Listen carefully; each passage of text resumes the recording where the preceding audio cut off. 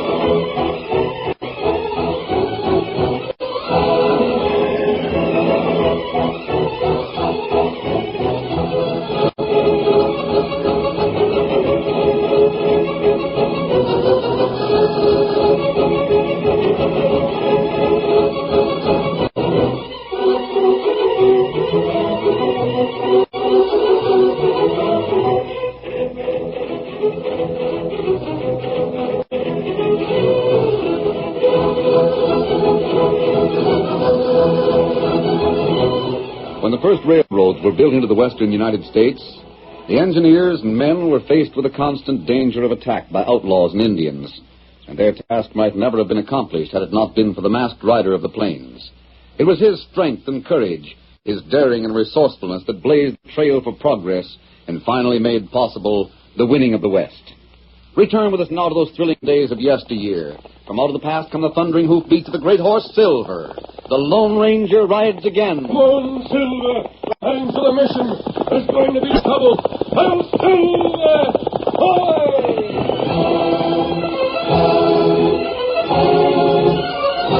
For some hours, the Lone Ranger and Tonto had been riding hard across the open country. Ahead, the masked man saw a little mission where he knew he would find his good friend, the Padre. There it is, Tonto. Not good. We made it before sundown. I wonder why the Padre was so anxious to see us. Maybe plenty trouble ahead. We'll soon know. Easy there. Easy, boy. Oh, my good friend, you have come. It wasn't until noon that we were told you wanted us, Padre. I sent the word out yesterday. I hoped you would be here before this day was ended. Tomorrow would be too late. I'm glad we got here tonight. What is it, Padre? Steady, boy. Tonto, take the horses over to the watering trough. Time to fix them. You come along, Silver. Come along. What have you accomplished in your pursuit of John Kimberly? Very little. We have no more proof that he's a criminal now than we had 2 weeks ago. What I have to tell you may be of help, or it may not. Tomorrow evening, when the railroad from the east stops at Warren City, it will bring a doctor, Dr. Manson. We'll bring a doctor? See, but he is not a good man.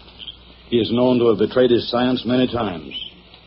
John Kimberly sent for him. Why, Padre? I do not know. Warren City. Warren and Miles have their headquarters there. I know. Kimberly is to meet the doctor at the train. I see. I was wondering. The other day, Kimberly met several men. He gave them money, I don't know how much. And they headed west. I was going to follow them when I heard that you wanted to see me. What I have said may be of little or no help, but... There may be a lot of help. I'm going to Warren City. Hello. We're riding on again. You will not wait for refreshment and rest? There won't be time. It's a long trip to Warren City. Silver, ready now. Steady, fella. Thank you, Padre. Goodbye until another time. Adios, amigo. Come on, Silver. Hit him up, scout. Good luck, Lone Ranger. I heard him. Oh. You would not come from the patio while he was here. Oh, no, Padre. I couldn't. My child, I do not understand you. You don't? You hide from the man you so greatly admire. He has never seen your face. No, Padre. You see, he knew my brother. They were friends. He might remember me, or he might guess that I'm the sister of his friend. I look like my brother who was killed. But what of that? The Lone Ranger has closed that part of his life, Padre. He buried his identity in the graves of his companions. His life is dedicated to something fine and great. If he saw me, he might recall other days. happier days when he didn't know loneliness. You think it would make him unhappy to recall those days before he became the Lone Ranger? Why risk making him unhappy? Or risk having him desire the love that can never be part of his life? You would say that, but for your modesty. I wouldn't want the Lone Ranger to change. He must never be anything but what he is.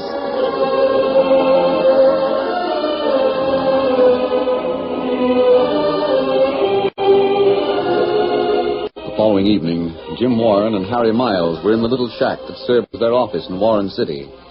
Harry stood gazing idly out of the window at the gleaming tracks of the railroad, waiting for Jim to finish at the desk. I guess the arrangements are all finished, Harry. Here's a copy of the letter I sent west. You sent it in plenty of time, didn't you? Oh, sure. There'll be horses waiting for us when we reach the end of the tracks. We can take the train for about 100 miles. Right. Then we'll ride horses the rest of the way. I'm anxious to get to where the grading crew's at work. You haven't heard of any trouble there. Let's hope we won't find trouble when we get there. I'd like to stay overnight with a grading crew and then shove on to the pass and see how the surveyors are getting along. Beyond the pass, all out for Junction City. By October 1st or bust. We aren't going to bust. In spite of... John Kimberly? Yeah. You crook. Oh, if there were only proof. I'd sure like to see the coyote in jail. Who wouldn't? I hope he hasn't made trouble out there. If the tracks catch up to the grading crew or the graders overtake the surveyors... the whole job will be slowed up. Jim. Yeah? Are you sure that we'll forfeit the railroad contract if we're not finished by October 1st? Oh, no question about that, Harry. I've studied the contract till I know it by heart. Then Kimberly would get control. I'm sure he would. That's why he's breaking his neck to delay us. I don't think he'd stop at anything. Just how far do you really think he'd go? Murder. You believe that, don't you? I'm sure of it. As a matter of fact, I sent a letter to Washington.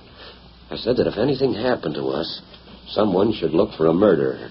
What else did you say? Well, enough to cause an investigation and make it hot for Kimberly if he's involved. Oh, I'm glad I wrote that letter, too.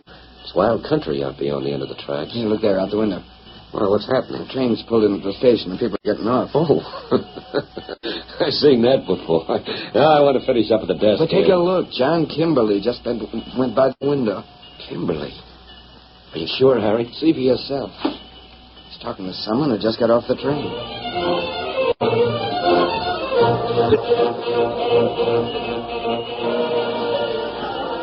It's been a long time since I saw you, Kimberly. Yes, it has. And you certainly have changed a lot, Doctor. You don't look like the Dr. Manson I used to know in Washington. I suppose I don't. Had a hard time these past few years. You can't blame anyone but yourself for that. You wanted to get rich too fast. Don't throw that up to me. I don't intend to.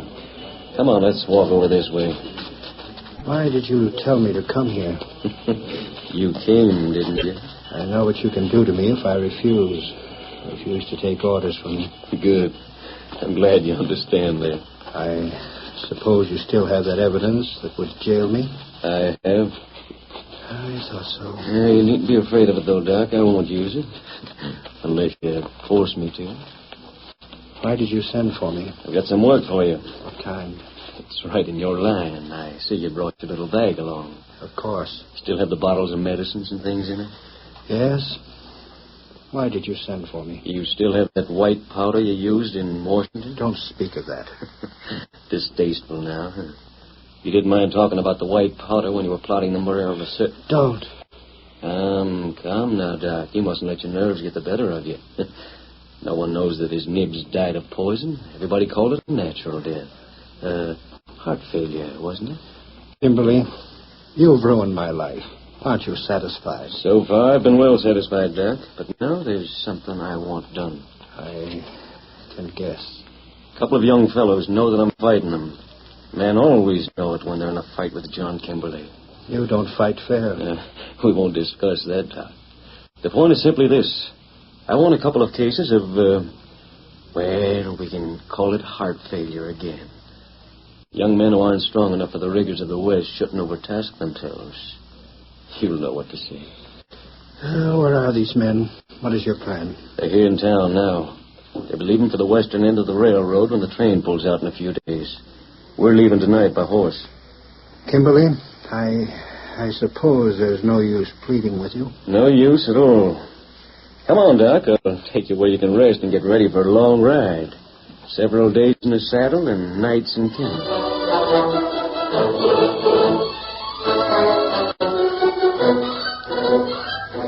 Kimberly and Dr. Manson were far from Warren City when the westbound train pulled out with Harry and Jim on board. The doctor had been increasingly nervous, much to the annoyance of John Kimberly. We find the two men at a hitch rack outside a cafe. We'll stop at the hotel here in town tonight, Doc. Maybe that's what you need, a good night's sleep. It isn't bad. And a few drinks before going to bed. Come on in the cafe and I'll stand treat. It isn't sleeping out in the open that's bothering me. Sure it is. You're not used to it, that's all. I thought it'd be better if we didn't show much of ourselves near Warren City. That's why I didn't want to stop in the towns before now. Go on inside. Wait. What's the matter now? The feeling I've had, it just came over me again. Stronger than ever. Oh, stop your nonsense. I can't help it, Kimberly. I told you before that I felt as if every move we made was watched. Out here? Not in this part of the country? You said that before. And the further west we go, the wilder it gets. Tomorrow we'll reach the end of the railroad tracks, and from there on it'll be really wilderness. Can't we abandon this plan of yours? No, we can't. Must we go through with everything you've outlined? We must. I've told you there'll be an investigation when those two are found dead. I've got to be sure there's no way I can be blamed. Now, what'll you have to drink? I don't care. It doesn't matter. Hey there, bartender. Yeah? Set out a couple of glasses in that bottle you've got your hand on. We'll pour our own. Yes. Yeah, I'll pour yours, Doc. Yeah, there you are. Careful of that. Say, what's the idea of scaring a man like you did my friend? I didn't mean to startle you. Sorry. It's all right. You're nervous. What are you afraid of? Nothing at all. You should be. What? What do you mean? I've heard that this is dangerous country for an Easterner. Oh, what do you mean? Look here, stranger. I don't know who you are, and I don't care. My friend and I don't feel sociable. Savvy? I'm not always sociable myself. But you look like Easterners, and I thought I'd warn you to be careful what you drink when you go west from here. What do you mean?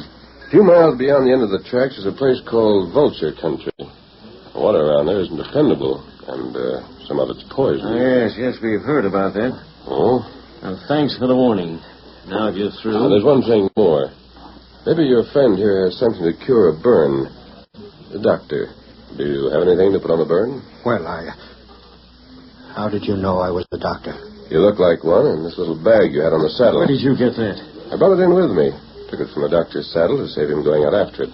I'd like to have something for a burn. I'll get it. Well, of all the nerve I've It's ever... all right, John. Just a minute, mister. Here, let me open that. Do your hands tremble like that all the time? I've got a tin here that... Now, what's the stuff? It's just medicine, that's all. Medicine. You wouldn't understand. A Latin name. Now, here, take this. Rub it on the burn. Take it all. You're welcome to it. Thank you, Doctor. Now, if you two go into the Vulture country, look out for the water you drink. Adios. John, that man. His eyes. Did you notice them? Nerve of him, the meddler. Why doesn't he mind his own business? The way he looked at me. The way he spoke. Kimberly, let's get away from here tonight, now. We're going to sleep here. No, I can't. We can't go on tonight. The horses need rest, and so do I. Come on in back and we'll get rooms. That feeling. Something is going to happen before morning. I tell you, I know it. Oh, shut up. Before morning, something is going to happen.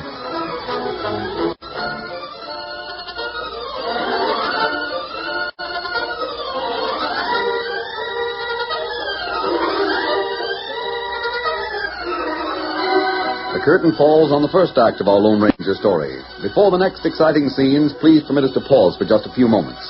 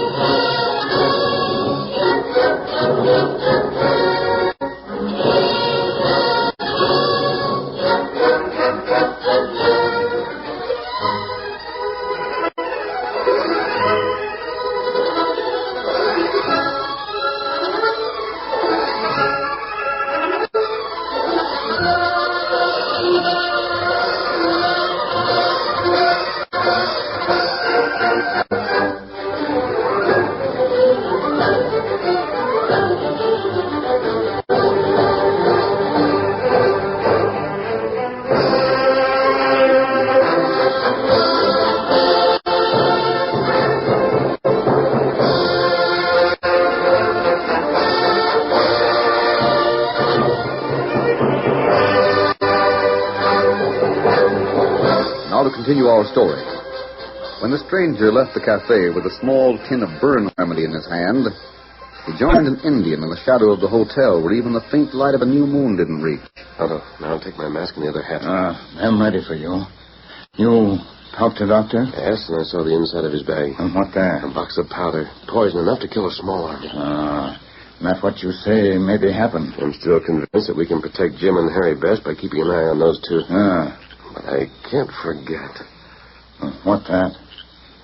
Kimberly hired half a dozen men for something. It was only a week ago. That's right. We haven't found out why he hired them. I wish we knew that. There. Mask is snug enough now. Now, Tonto, there's a job for you to do. What me do? The rooms are in the rear of the hotel. Come with me.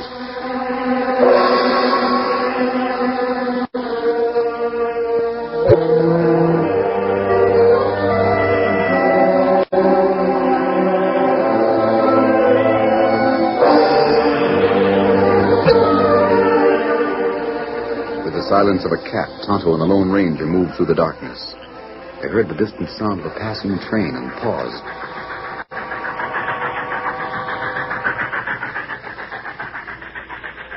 Tonto, that's the westbound. We'll reach the end of the tracks in half an hour. Jim and Harry will get off. In the morning, they'll be in the saddle, and then... I wonder...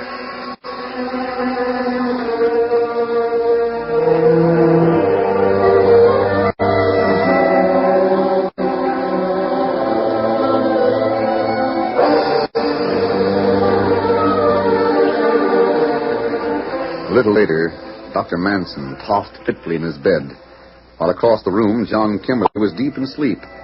Suddenly, the doctor wakened.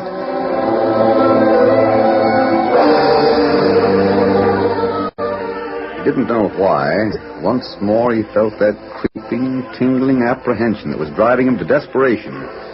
He turned and stared at the dimly outlined square of the window, and then... There! He's there! What's the matter? Doc! Doc! I saw him. I tell you, I saw him at the window. I shot him. You confounded crazy fool. Keep your hands off that gun till I get a light going. It couldn't have been a dream. It couldn't have been. What's the matter there? What's all the shooting? Hey, it's all right. Just a nightmare, that's all. Well, cut out the shooting. John, I know I saw him. I saw his head and shoulders there at the window. It was as plain as day. There's no sign of anyone being in this room. But I tell you... This is about enough of your harem-scarum imaginings. Everything here is just the same way we left it. Now I'm going to turn out the lamp and you go to sleep. Another yip out of you and I'll make you take some of your own medicine.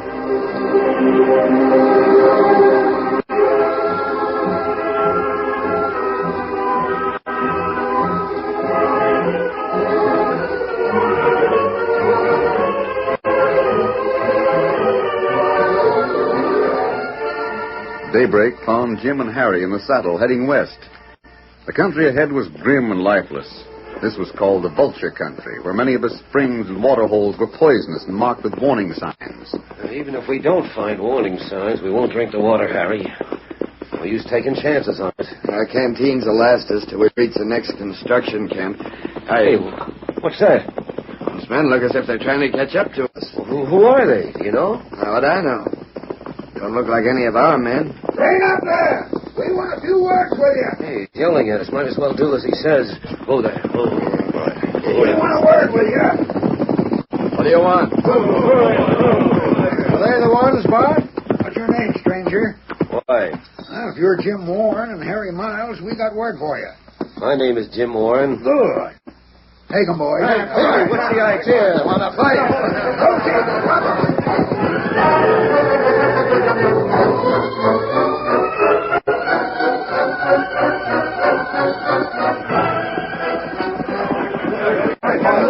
As the outlaws closed in, Jim and Harry swung their horses away from the trail and headed for a great cluster of rocks. Neither man had any thought of gunplay. They reined in their mounts to a sliding stop and leaped from the saddle. Then, with their backs against the rocks, they prepared to fight to the finish with their bare fists. They survived the first charge, but before the second, some of the gang had climbed to the top of the rocks behind them. First, a well-aimed blow from the butt of the gun knocked Harry to the ground. Jim turned to meet the new attack. The gang leader closed in. Another blow, and... Don't make any marks on them. Handle them careful now. Take them to the Vulture's nest and hurry it up. The boss may show up right away. He might not show up for several days. And these gents will have to wait until he gets there. He'll do the talking.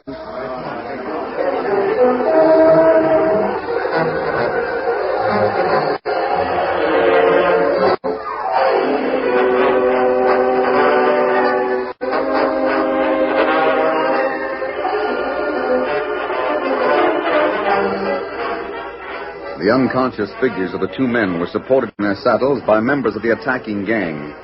The ride was several miles to the south, where dense forest surrounded an old ramshackle house that had long since been unoccupied.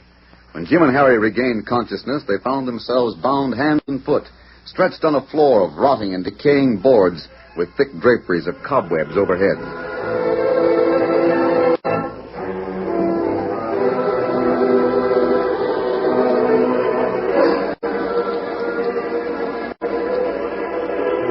One day went by, and then part of the second.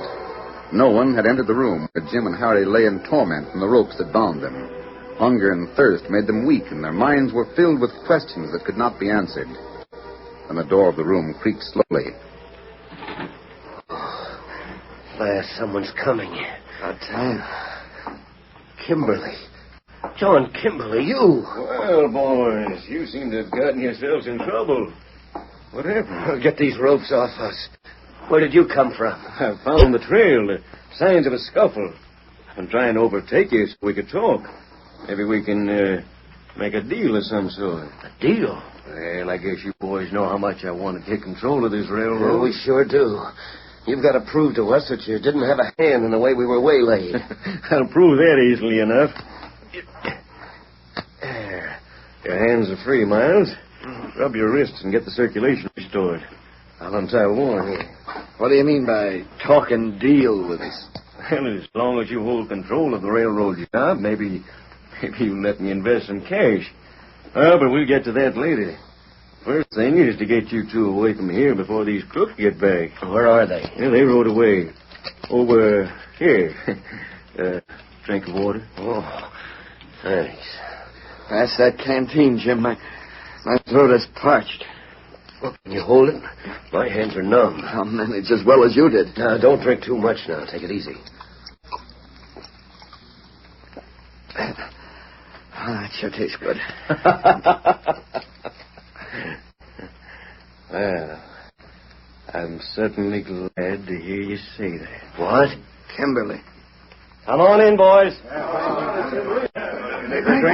Kimberly? Yeah. You're in cahoots with these crooks. Outwitted you at last, huh?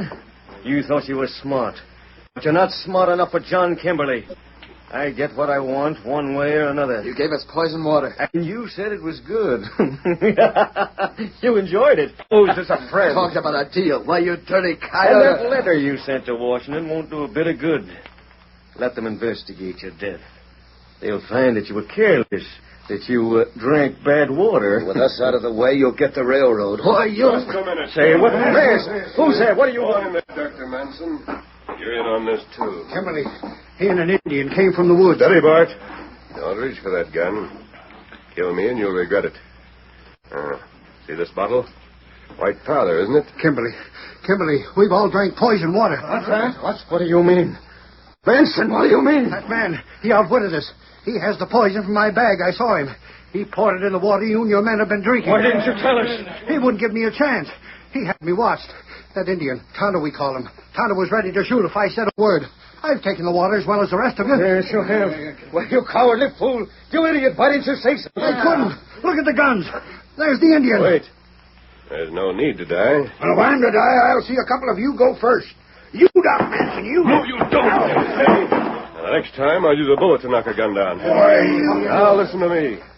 There was medicine in the doctor's bag. Medicine that will counteract the effects of the poison. I have it here. See it? Give it to me. Give it to me. I'll pay any price. I'll buy it. Let me have I don't it. want to sell it, Kimberly. I'll give this medicine to all of you. The doctor will tell you what it will do. It's an antidote. It'll make the poison harmless, but it has to be taken quickly. Well, how about it? You, Bart. Do you want the medicine? How about the rest of you, men? You bet we do. We don't deserve to die. It was all Kimberly's scheme. He's the one that... I'll give this bottle to you for Kimberly's signed confession. But I don't... You know what I want, Kimberly. Confession of your part in the plot to overthrow the government. Your part in the Black Arrow. Your scheme to control the railroads. Your attempt to murder Jim and Harry. Here. Everything you've done is written as a confession, ready for you to sign. I won't sign any such thing. I'll be jailed for life. Well, Bart, you and the rest heard him. Kimberly, you're going to sign. Yeah, we'll see that. Now, wait, boys, wait. Maybe he's bluffing. He isn't bluffing. I know. I saw him use the white powder. We're taking no chances. Sign that paper. Sign it, take it. Wait, don't sign or I'll clamp down with this grip. Me, too. All right, boys. Wait, I'll sign. Here's a pencil. The rest of you will sign as witnesses. Harry, you know what this means? Kimberly in jail. Out of our way, out of every honest man's way. I've signed. Now the rest of you. Sign and be quick.